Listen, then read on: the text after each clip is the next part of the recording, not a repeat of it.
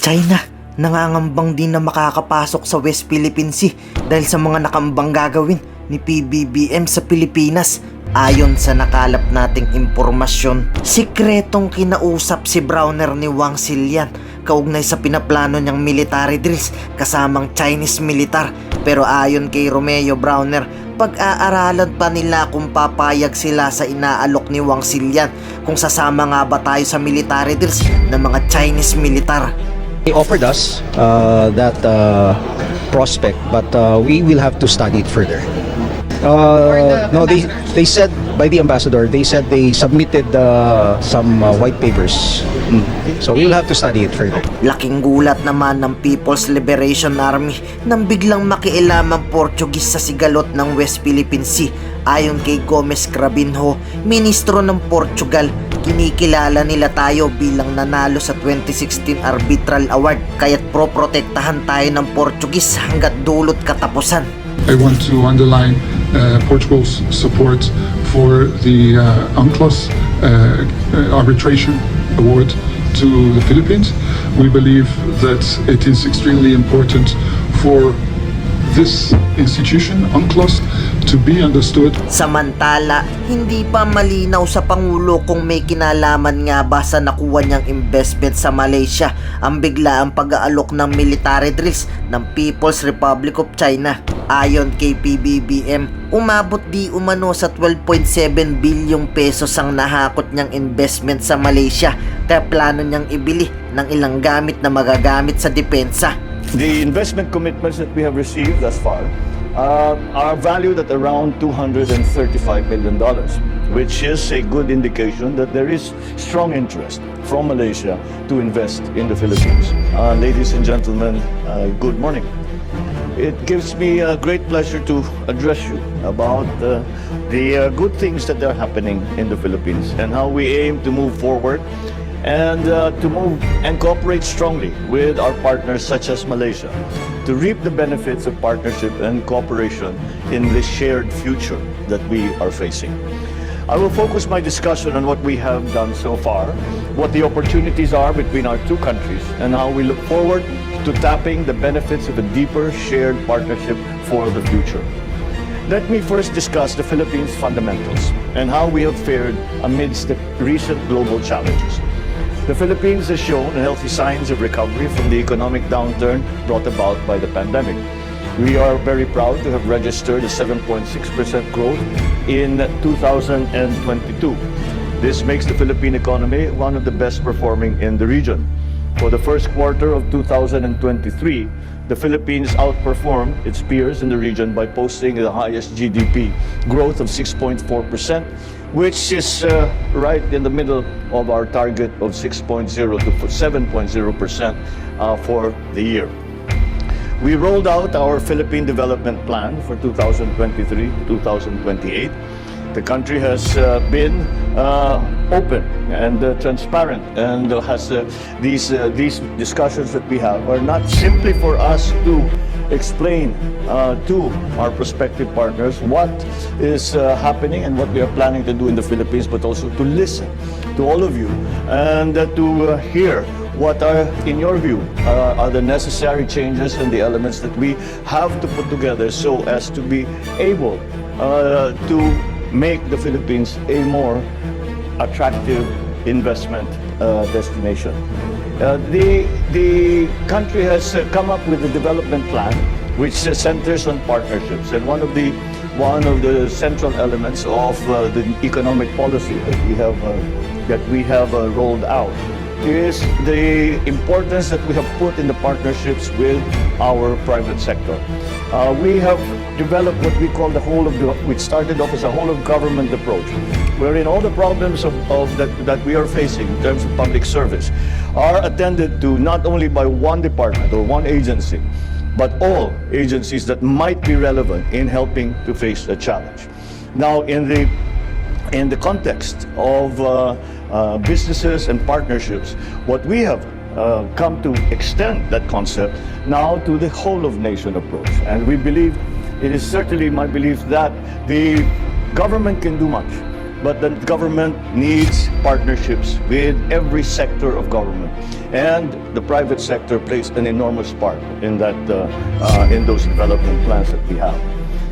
Malaysia is still the fourth top source of foreign direct investment to the Philippines. The FDI from Malaysia stands at about $108 million, which is continues to indicate a strong interest from Malaysia to the Philippines. So let me focus on the policies and programs we have set in motion. This is to support our proposition for the Philippines as your strategic partner for regional and growth investments. We have broadened the range of liberalized business and sectors in the passage of key landmark legislation such as the Retail Trade Liberalization Act, the Foreign Investments Act, the Public Services Act, and the Renewable Energy Act. Through these measures, we have opened up sectors including air transport, telecommunications, shipping, retail, and renewable energy projects to foreign ownership. However, it has been at that level for a fairly long time now, and I agree. I think that it's time that with the new transformation, and this provides many new opportunities, and that will give us a chance to increase that level of trade that we have been achieving over the past many years. We have met with a number of Malaysian businesses, the key sectors of agriculture, transportation, and technology. The insights from these meetings have once again convinced us that it is the right way.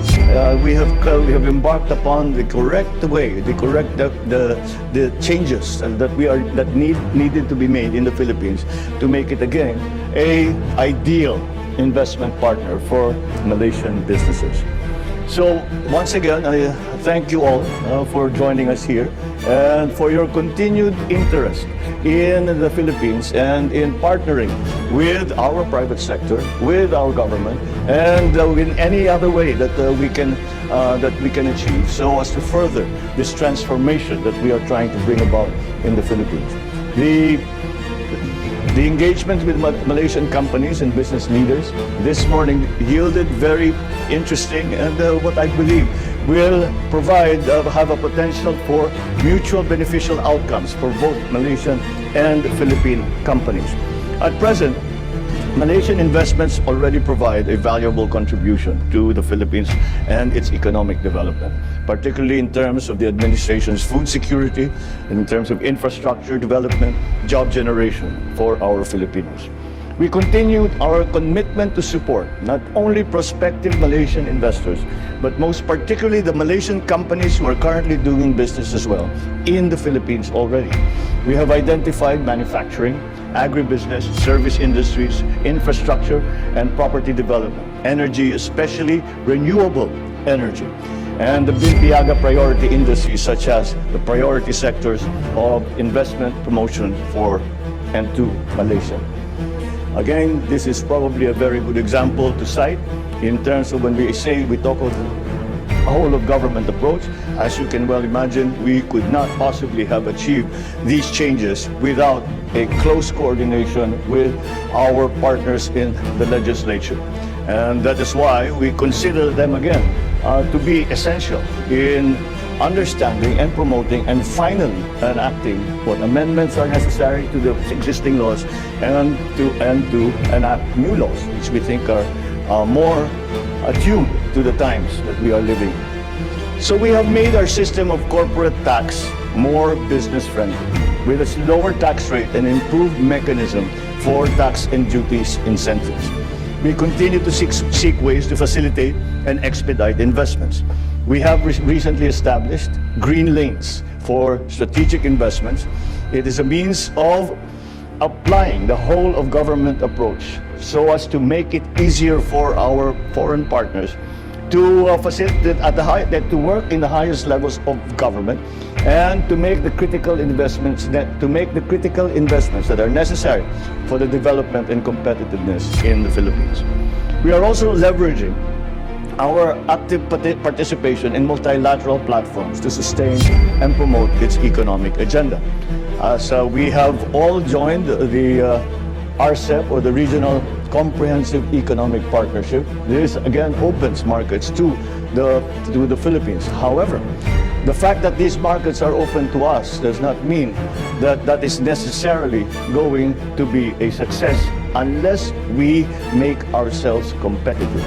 And that competition is what will make the economy healthier. And that is why the investments are necessary, and that is why the transfer of technology is necessary, and that is why the what we have to redress the balance, for example, between the contributions to GDP. We are at the present, it is a large part of the majority of the GDP, the contributions to GDP are in service industries, which is fine. So we are a service export hub in the Philippines. However, we have to redress that balance and put manufacturing also at a more even level with the service industries in terms of their contribution to the GDP. And for that, we need capital-intensive investments. And not the hot money is all very well for making a quick buck, but that is not what we are looking for. What we are looking for are partnerships, what we are looking for are commitments on the long term. So we can make a when we make that commitment will take us through the many years to our final and ultimate success. So with our participation in multilateral cooperation, such as RCEP, we are strengthening our participation in regional supply chains with an objective of attracting more foreign direct investment. The Philippines looks to foster economic partnerships with our fellow ASEAN member countries, especially Malaysia, through this RCEP. The country looks at RCEP positively as a catalyst that will form more collaborations among businesses and bring prosperity to both nations. Participation in the RCEP is seen as beneficial for both countries as it enhances market access for most goods in the region and encourages investments in vital sectors. I think that in these critical times, I think a good guide would be to say that we compete with each other, but we cooperate whenever possible. There is significant potential for complementation between our two countries. We take pride in our key asset, our people. The Philippines boasts a deep pool of human capital. They are highly skilled and educated, talented, dedicated to take on various roles in different sectors. The Philippine workforce is accustomed because of our very large OFW or overseas Filipino worker community.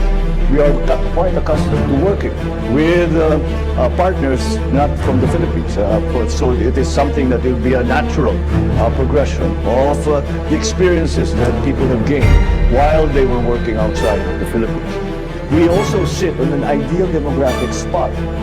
The median age of our country is 25 years old, which gives us the youngest workforce, the most of all the countries around the region, and they are well trained.